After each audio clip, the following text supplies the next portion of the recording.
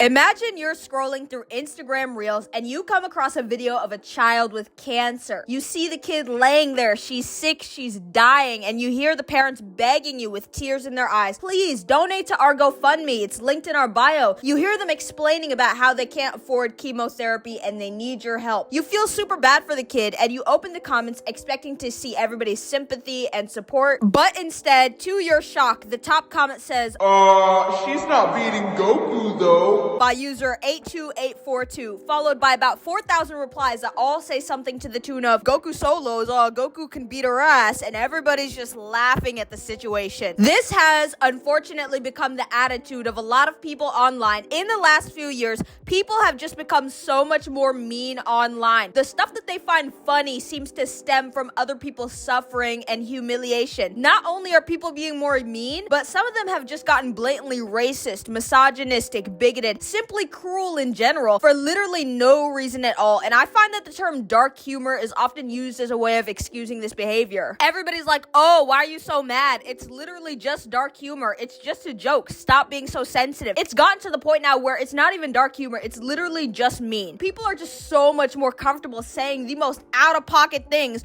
In the past, there were mean people, but it was usually contained to just specific websites on the internet, like sites like Reddit, 4chan, and Kiwi Farms. But now the volume of cruel people has gotten to the point where it's spilling into mainstream websites. First of all, if you're the type of person that's just gonna outright say, I love dark humor, I'm just gonna be honest, that's corny as shit. I've always found it very strange to be a self-proclaimed lover of dark/offensive humor. Like, if I meet someone and they confess that about themselves to me, I'm not only exiting the conversation, I'm exiting whatever room we're in. If we're talking about jokes or comedy, and you proceed to say something along the lines of, yeah, my sense of humor, it's not really for sensitive snowflakes. I've got a really dark, edgy, twisted sense of humor. If you're the type of person to say that, I'm just gonna assume that you're either a 12-year-old boy that spends all of his time on 4chan or the greatest cornball of the century. Maybe both, because what the fuck are you even doing? That being said, I'm actually really not offended by dark humor or subjects that are dark in nature. I'm not offended by that. So if you're gonna comment, oh, you're just mad, I'm not mad. I'm not against dark humor in theory, actually, as long as there are no real bigoted beliefs behind the jokes and it's truly all just fictional. If the jokes are 100% fictional, then it doesn't really matter. It's fine, whatever. You're just using humor to tackle dark subjects. That's no big deal. Say all of the dark humor jokes you want. The problem is things have gotten to a point now on the internet where people are using dark humor as an excuse to be genuinely cruel. It's not just fictional anymore. They're backed by actual, legitimately cruel and bigoted beliefs that these people hold. And the lines between using humor as a way of coping with difficult subjects and using it as a shield for abusive behavior, those lines have really been blurred. I feel like these quote-unquote dark humor jokes have gotten to a point where it has become borderline dehumanizing to the people that these jokes are aimed at. All the time, I will see people making jokes about women getting raped and sexually assaulted, people committing suicide, joking about the idea of beating their spouse or their future children, being outright racist, etc. And God forbid you're an overweight person just trying to live your life and post on Instagram Reels. Because if you are, get ready to be bombarded with a bunch of people, completely unprovoked by the way, telling you how hideous and disgusting your body is for literally no reason at all. The way people are they're just so open about their hatred of Indian people. Like, you can't even open Twitter without somebody complaining about how quote-unquote bad Indians smell, how gross their food is. Bro, that's literally a whole race of people that everybody just shits on all the time, and it's like normal, it's accepted. They have just become the internet's racial punching bag all of a sudden,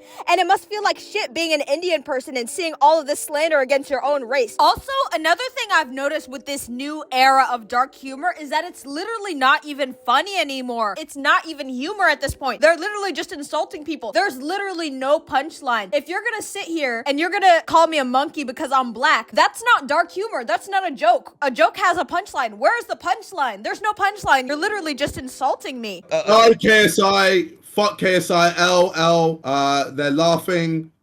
Someone said, oh, monkey. Monkey. Okay. Not funny. Didn't laugh. Your joke is so bad, I would have preferred the joke went over my head and you gave up retelling me the joke.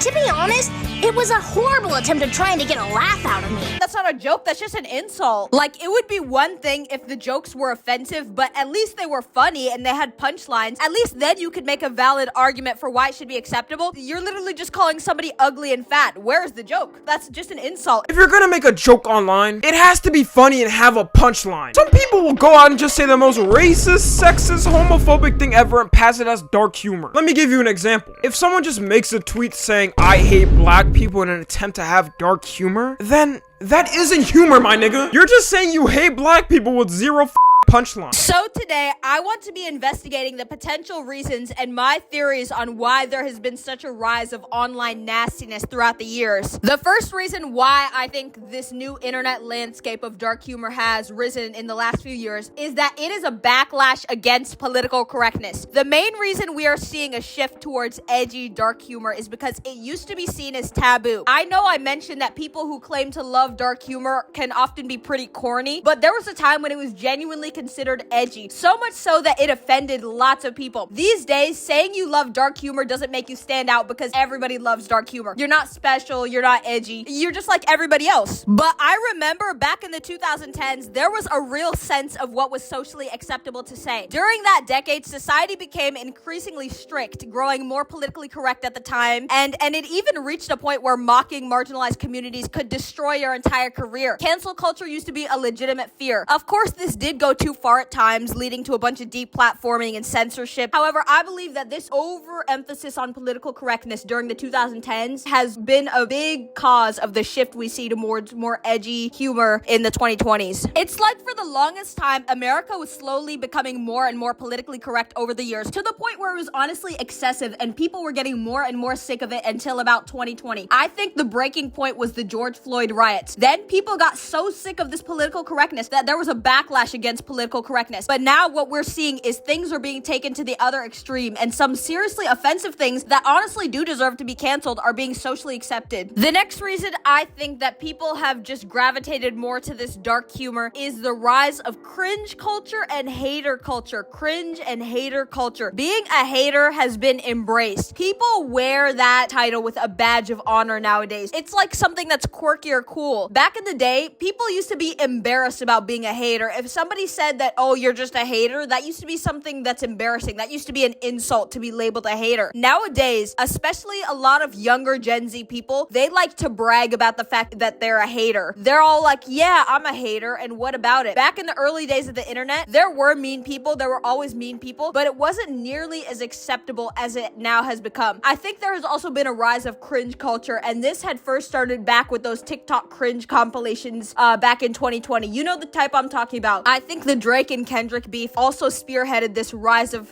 hater culture. In particular, Kendrick's song Euphoria. The next reason why I think dark humor has really risen over the last few years is anti-snowflake sentiment. There seems to be this sentiment online that you're not allowed to get upset at anything that anybody says, or else you're just a sensitive crybaby snowflake leftist, and it's almost like a way of shaming people that try and like stand up to this behavior. And it's always the same response: "Oh, stop being so sensitive. Oh, cry about it. Stop being a triggered snowflake. Stay mad, stay triggered," etc. I believe that this stems from a complete misunderstanding of what the term snowflake actually means. The term snowflake was originally made as a way of describing people that got very offended over extremely minor and inconsequential issues that the average person wouldn't be offended by. For example, there's that one story of that one influencer that got offended that the people at Target wouldn't let her film a music video in the middle of the store, and then she proceeded to blame it on racism. That is an example of a snowflake. But if you sit here and start insulting my entire race, I'm gonna tell you to fuck off. Getting offended doesn't make me a triggered, sensitive lefty. Getting offended at these types of insults, it makes me human, alright? It doesn't make me a snowflake, it just makes me human, because like, why are you insulting my race? Like, if I see people that are sitting here making jokes about the suicide of Ronnie McNutt, watching him shoot himself in the head on Facebook Live, and then commenting stuff like, "Wow, that's mind-blowing," I'm gonna tell you that you're a piece of shit. You're making fun of a man's suicide. "Oh, stay mad. Oh, you're just triggered." That's a normal thing to get triggered about. That's a human thing to get triggered about. Because what the fuck are you even doing? You're making fun of a man's death.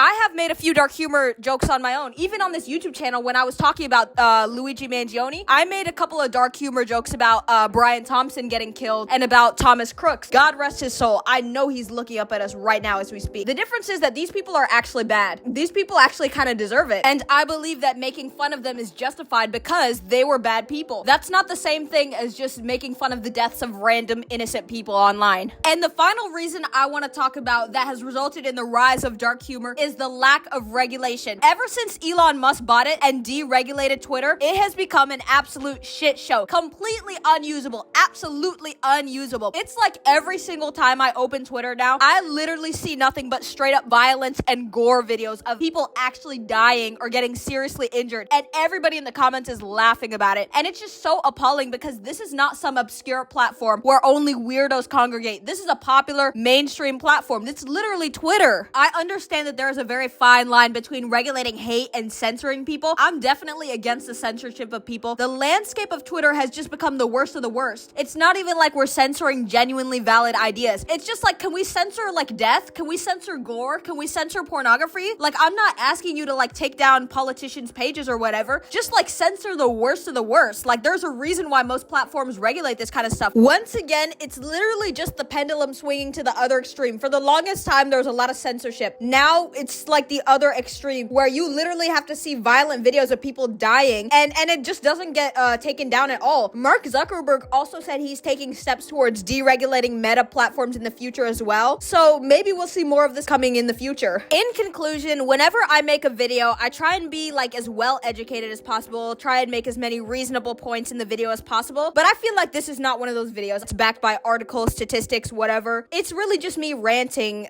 about just how much shittier the internet landscape has become. Because of this, I am a little bit hesitant to upload this, but I still do want to voice my frustrations because it feels like I'm the only one that has an issue with the current landscape of the internet. And I usually leave videos with a conclusion of how you can help, but let's be real, there's honestly no way that a little YouTube video from a channel with like 400 subscribers is gonna suddenly make everybody start being nice to each other. So, I guess I'll just leave it at that.